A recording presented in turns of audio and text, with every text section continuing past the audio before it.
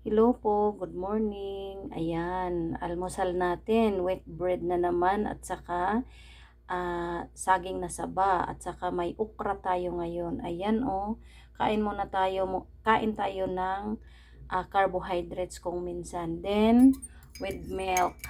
Ayan, milk with konting coffee.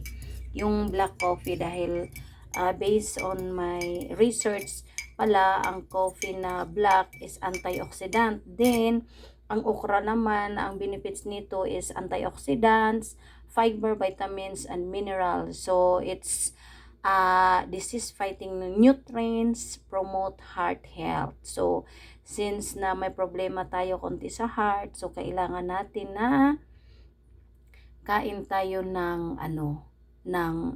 okra. Ayan. Hindi naman sakit talaga ng sakit sa heart natin ha. Sorry. Ano lang yung kulang siguro sa exercise.